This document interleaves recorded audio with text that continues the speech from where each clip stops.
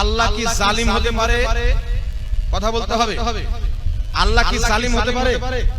কথা বলে।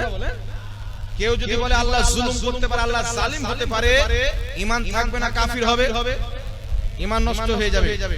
ডক্টর জাকির নায়েকের একটি কিতাব রাইট অফ ওমেন ইন ইসলাম, এই কিতাবের মধ্যে লিখেছেন আল্লাহ জালিম হতে পারে, জুলুম করতে পারে।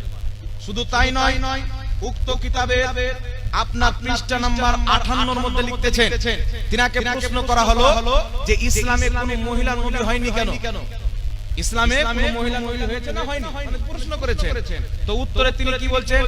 According to Islam there are four prophet women besides bibi maryam, মানে এখানে লিখেছেন according to islam there are four prophet women, বলছেন ইসলামে চারজন মহিলা নবী হয়েছে। ইসলাম ধর্মে এমন চারজন মহিলা নবী আছেন, একজন বিবি মারিয়াম, একজন বিবি আসিয়া, আল্লাহ তাদের শান্তিতে রাখুন। নাউজুবিল্লাহ বলবেন। চারজন মহিলা নবী হয়েছে। আমার কাছে কিতাবের ফটো আছে, আপনারা যদি কেউ এখানে চান, আমি ইংলিশ খুব ভালো করে পড়তে জানি না, তবে কাজ চালার মতন জানি, কাজ চালিয়ে বলে দিলাম। স্পষ্ট ভাবে লিখেছেন যে ইসলামে চারজন মহিলা নবী এসেছে। এখানে নাম উল্লেখ করেছেন কি? বিবি মারিয়াম, বিবি আয়েশা, বিবি খাদিজা এবং বিবি ফাতেমা। তাহলে মা ফাতেমা আমাদের নবীর পরে না আগে? জোরে বলেন। হযরতে খাদিজা নবীর পরে না আগে? পরে। তো আমার নবীর পরে নবী মেনে কাদিয়ানি কাফির হয়েছে, তাহলে এই লোকটা মুসলমান কি করে হবে বলেন? শুধু তাই নয় ব্রাদার ইসলাম, অসংখ্য আকীদা রয়েছে। তিনি এই কিতাবের মধ্যে লিখতেছেন, কি লিখছেন? যে আল্লাহ তাবারাক ওয়া তাআলা মানুষ হতে পারে না, যদি মানুষ হয়ে যায় তার আল্লাহ হতে পারবে না। বুঝছেন? আল্লাহ যদি মানুষ হয়ে যায় তো আর আল্লাহ হতে পারবে না, মানে আল্লাহ যদি মানুষ হয় তো আল্লাহ শেষ, বিনা আল্লাহতে দুনিয়া চলবে, আহলে হাদিসরা দুনিয়া চালাবে। বুঝতে পারছেন? আল্লাহ এই জাতিকে হেদায়েত দান করুন, সকলে বলুন আল্লাহুম্মা আমিন। তার কারণে ব্রাদার ইসলাম, যারা মাদ্রাসায় পড়ে 14 বছর 15 বছর পড়ে ইসলাম শিখেনি, ইসলামের শিক্ষা অর্জন করেনি, যতই বলে নিজেকে জ্ঞানী বলুক, ডক্টর মাস্টার হোক, এমন জায়গাতে মিস্টেক করে দিবে, আমও চলে যাবে, ছালাও চলে যাবে। তাই এই ধরনের কোন পাবলিক, কোন ডক্টর মাস্টারকে অনুসরণ করা যাবে না, কারণ কোন গায়রে আলেমের বক্তব্য শোনা মুসলমানদের জন্য হারাম। কোন গায়রে আলেমের বক্তব্য শোনা যাবে না, কোন গায়রে আলেমের জন্য আকীদা বয়ান করা, কোন গায়রে আলেমের জন্য ফতোয়া দেওয়া ইসলামে হারাম রয়েছে। ফতোয়া দিবে কারা? যারা ফতোয়া দেওয়ার যোগ্যতা অর্জন করেছে। কথা বুঝতে পেরেছেন বাবা? তাই আল্লাহ কোরআন পাকে বলেছে, আমি যত নবী পাঠিয়েছি সবাই পুরুষ, মহিলাদের মধ্যে কোন নবী আমি পাঠাই। আল্লাহ বুঝার তৌফিক দান করুন। তাই এই রকম বাবা হাজারটা নয়, একটা যদি কুফরি আকীদা থাকে, এদের তো অসংখ্য রয়েছে কুফরি আকীদা, একটা যদি কুফরি আকীদা থাকে ঈমান চলে যাবে। যাবে কি যাবে না? ইবলিসের কটা কুফরি আকীদা ছিল? 6 কোটি বছর ইবাদত করেছিল, মাত্র আদমকে সাজদা করেনি। একটাই কারণ, আল্লাহ তাকে কাফির বানিয়েছে কি বানায়নি? এখন আপনি বলবেন হুজুর নামাজ পড়নে ওয়ালা, রোজা রাখনে ওয়ালা, কালেমা পড়নে ওয়ালা, নিজেকে মুসলমান বলনে ওয়ালা কি করে কাফির হতে পারে? উঠান পবিত্র কুরআন শরীফ তাফসীরে নিসাপুরীর মধ্যে স্পষ্ট রয়েছে, কি রয়েছে? নবীর জামানাতে একজন সাহাবীর উটনি হারিয়ে গেল। আমার নবী বললেন তোমার উটনি অমুক জঙ্গলে রয়েছে। একজন মুনাফিক বাইরে এসে বলছেন যে মুহাম্মদ বলে অমুকের উটনি অমুক জঙ্গলে রয়েছে। মুহাম্মদ কি গায়েব জানে? মুহাম্মদ তো গায়েব জানে না। এই কথা যখন বললেন, আল্লাহ আয়াত নাযিল করলেন, ওয়ালা ইন সাআলতাহুম লা ইয়াকুলুন্না ইন্নামা কুননা নাখুদু ওয়া নালআবু কুল আবিল্লাহি ওয়া আয়াতিহি ওয়া রাসূলিহি কুনতুম তাস্তাহজিউন। মহান রব্বুল আলামিন বলছে, মাহবুব তুমি যদি ওই মুনাফিককে জিজ্ঞাসা করো তুমি কি বলেছো নবী গায়েব জানে না, মুনাফিক বলবে আমি তো মজাক করছিলাম, আমি তো ঠাট্টা করছিলাম। আল্লাহ বলছেন মাজাক করিও না। তুমি কি রাসূলের সাথে মজাক করো, আল্লাহর আয়াতের সাথে মজাক করো, বাহানা করিও না। আল্লাহ বলছেন লা তা'তাযিরু কাদ কাফারতুম বাদা ঈমানিকুম।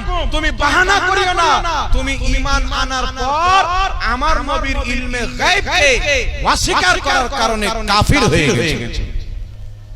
কথা বুঝেছেন? তো নবীর ইলমে গায়বকে যে অস্বীকার করেছে, কুফরের ফতোয়া কে দিয়েছেন? আল্লাহ।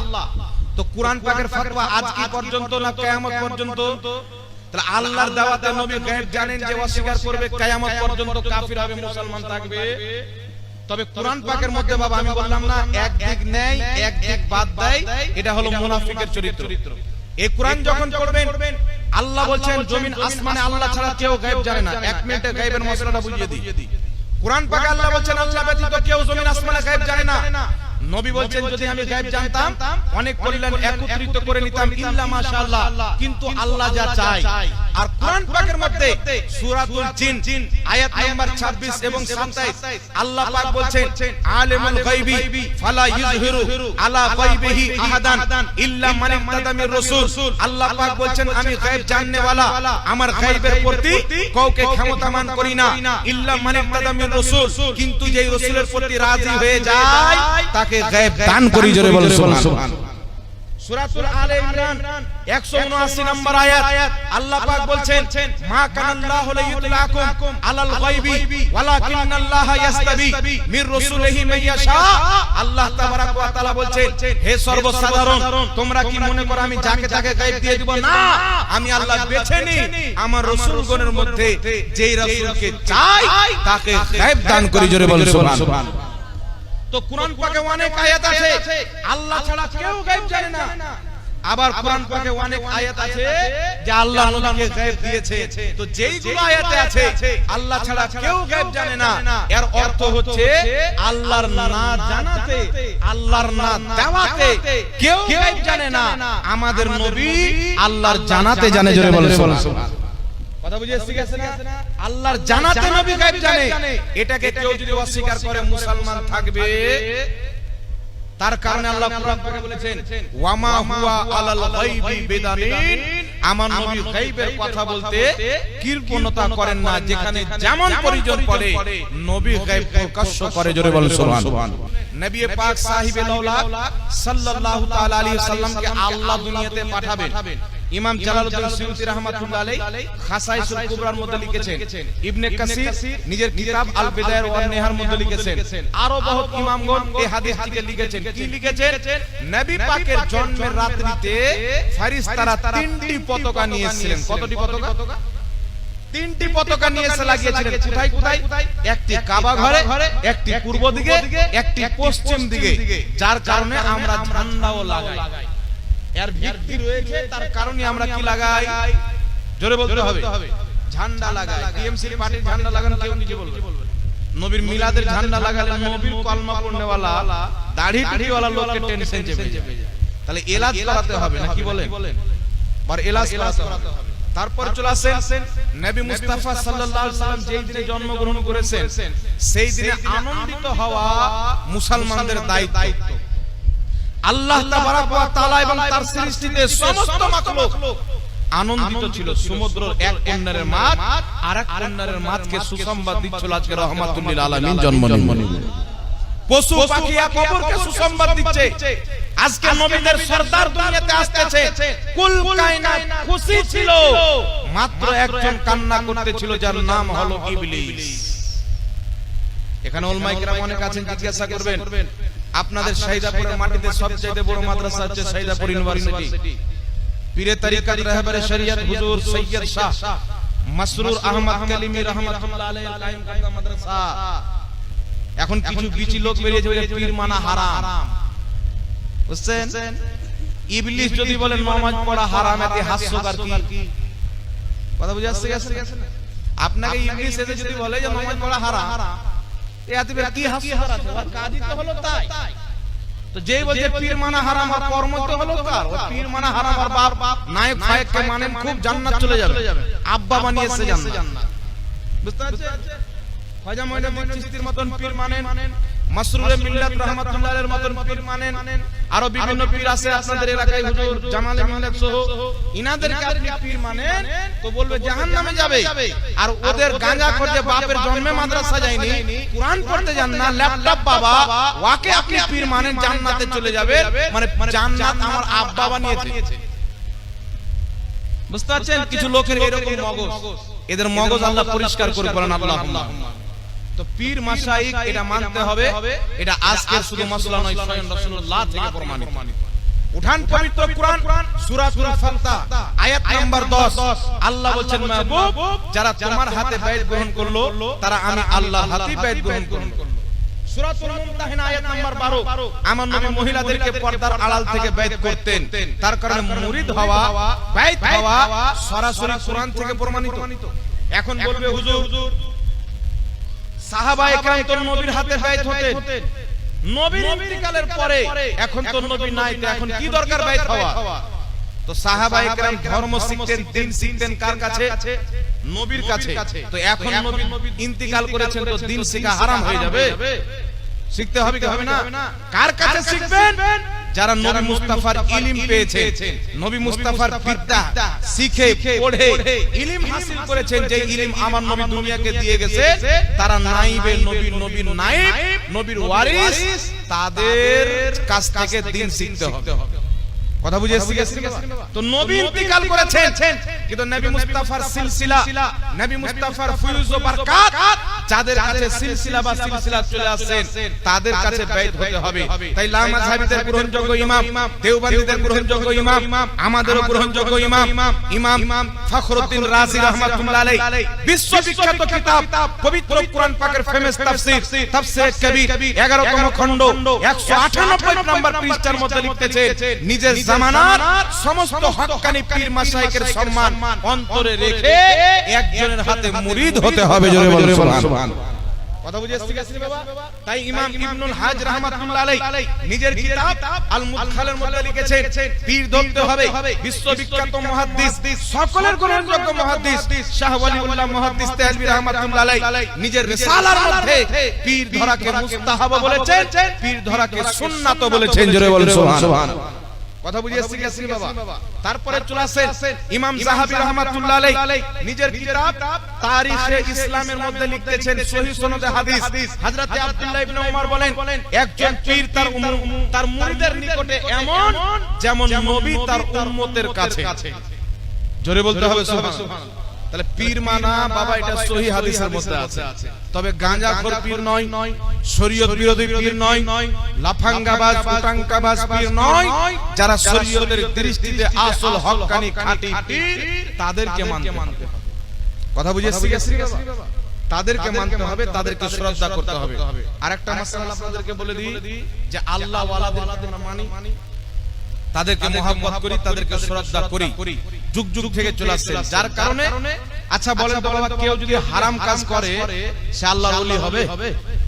কথা বলেন তো, একটু ধ্যান দিয়ে শুনেন। কেউ যদি হারাম কাজ করে সে কোন মতে আল্লাহর ওলি হতে পারে?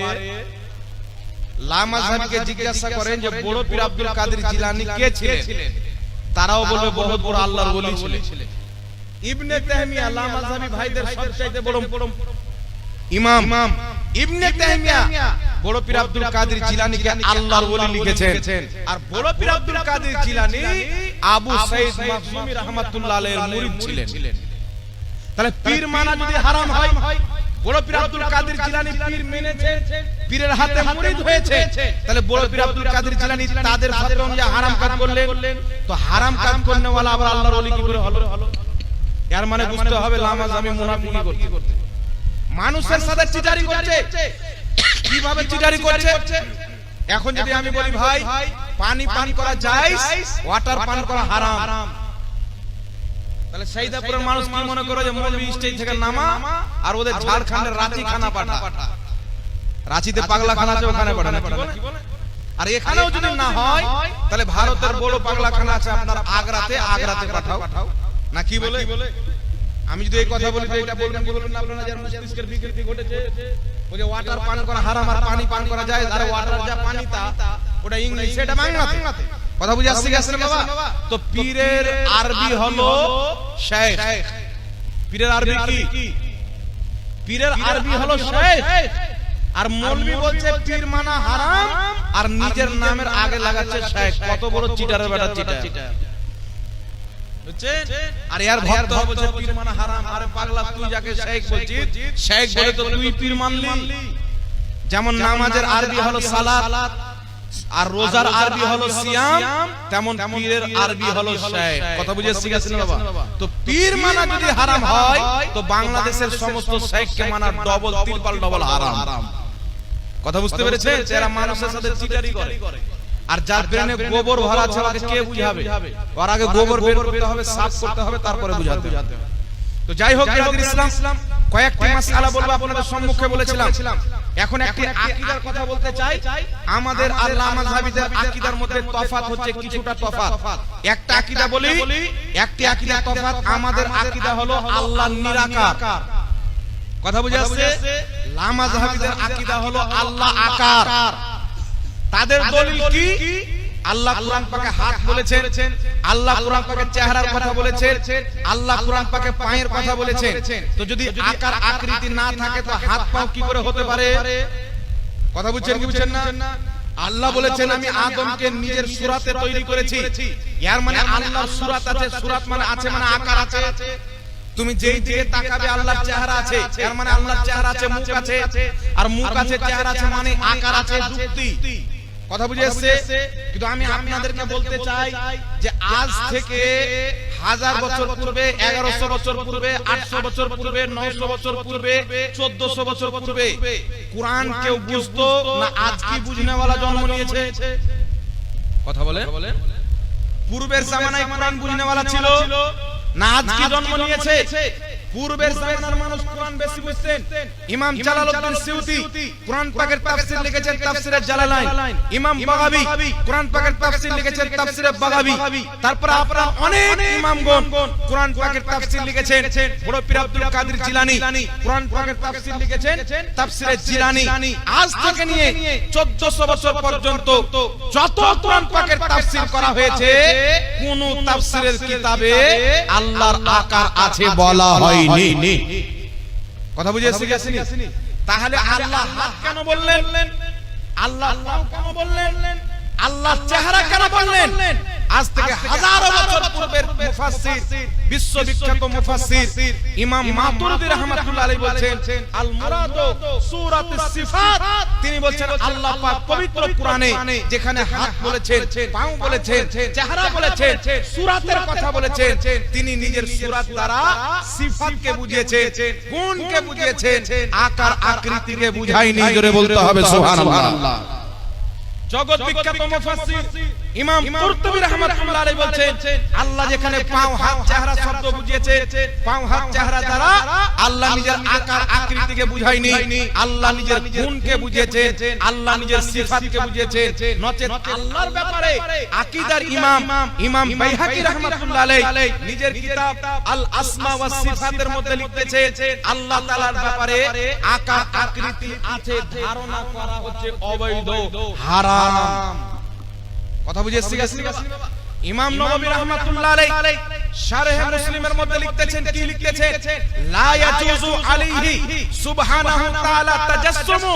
ইমাম নববী বলছেন আল্লাহ তাআলার ব্যাপারে আকার আকৃতি আছে ধারণা করাটা হচ্ছে লা ইয়াজুজু, হারাম এবং নাজায়েজ। আল্লাহর আকার আকৃতি হতেই পারে না, সম্ভব নাই। জোরে বলেন সুবহানাল্লাহ। অনেক ইমাম, পূর্বের কোন ইমাম আজ পর্যন্ত বলেননি যে আল্লাহর আকার আছে। আসলো কোথায় থেকে?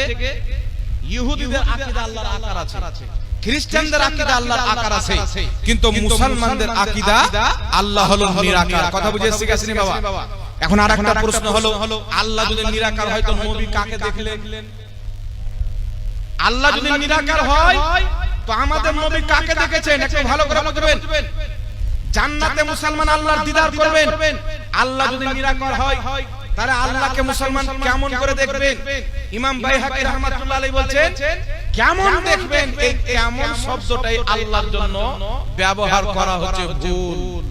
কারণ কেমন তাকে বলা হয় যার কোনো উদাহরণ থাকে, আল্লাহর কোনো উদাহরণ নাই। তো আল্লাহ কেমন করে দেখাবেন, কি করে দেখাবেন? এটা আল্লাহর কুদরতে ছেড়ে দিতে হবে। আমার আপনার ব্রেন খাটালে ঈমান নষ্ট হয়ে যাবে।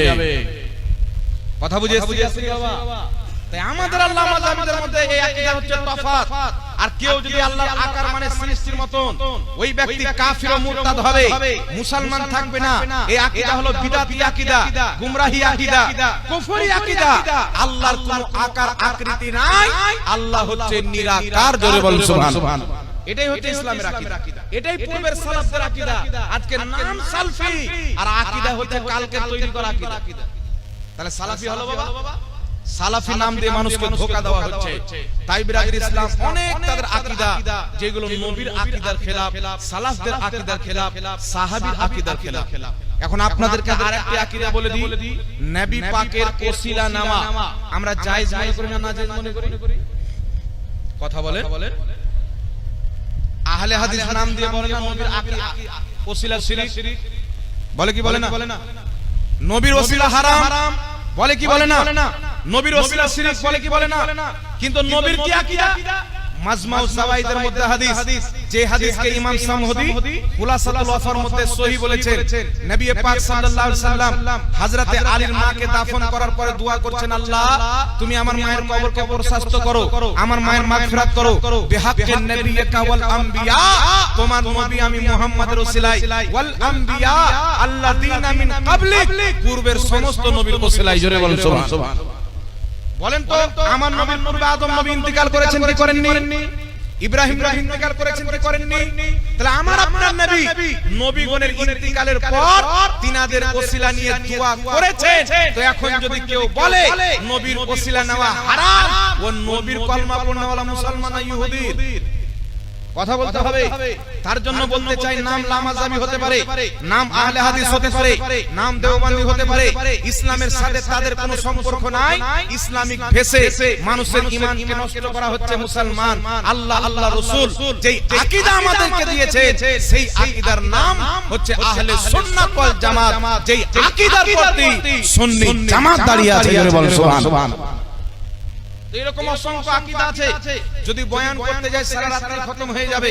রাসূল পাক বলেছেন যে আমার সাহাবীর তরিকাতে চলবে, অর্থাৎ আমার সাহাবীর মতন আকীদা রাখবে, তারাই হবে জান্নাতি। উঠান কিতাব মুআজামুল কাবীর লিখ তাবরানী, মুআজামুস সাগীর লিখ তাবরানী, মুআজামুস সাগীর লিখ তাবরানীর মধ্যে ইমাম তাবরানী হাদিসটি উল্লেখ করেছেন, সাহাবী রাসূল নবীর ইন্তিকালের পর উসমান গনির খেলাফতের জামানায় নবীর ওসিলা দিয়ে দোয়া করেছেন।